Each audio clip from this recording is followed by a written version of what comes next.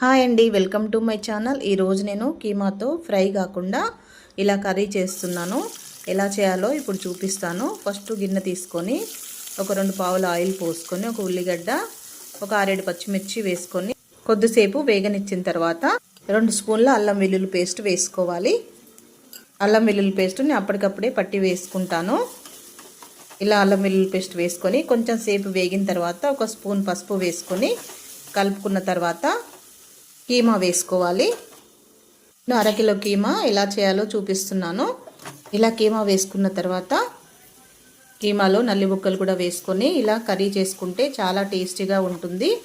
అల్లం పసుపు వేసాం కదా, అందులో కొంచెంసేపు కీమాను ఉడకనివ్వాలి. ఫ్రైయే కాకుండా ఇలా ట్రై చేసి చూడండి. కర్రీ చాలా టేస్టీగా ఉంటుంది. నిమిషాలు మూత పెట్టుకొని ఉడికించుకోవాలి. తర్వాత ఒక 2 స్పూన్ల కారము, 1 స్పూన్ ధనియాల పొడి, 1 స్పూన్ గల్లుప్పు వేసుకోవాలి. వేసుకొని కొంచెం సేపు వేగిన తర్వాత నేను కొబ్బరి గసాల మిక్సీ పట్టుకొని పక్కన పెట్టుకున్నాను. అలాగే 2 టమాటాలు కూడా మిక్సీ పట్టుకున్నాను నేను. ఇలా కొంచెం వేగిన తర్వాత కొబ్బరి గసాల పేస్ట్ ఉంది కదా, అది వేసుకున్నాను.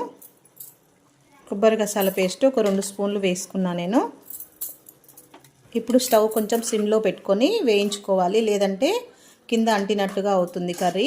ఇలా కొంచెం ఆయిల్ పైకి తేలినట్టుగా అవుతుంది. అప్పుడు టమాటా వేసుకోవాలి.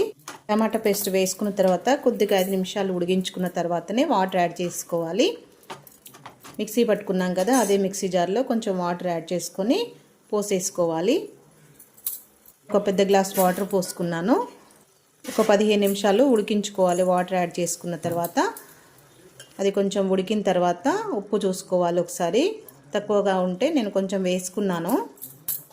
వేసుకున్న తర్వాత గరం మసాలా వేసుకొని కొద్దిసేపు ఉడికించుకోవాలి.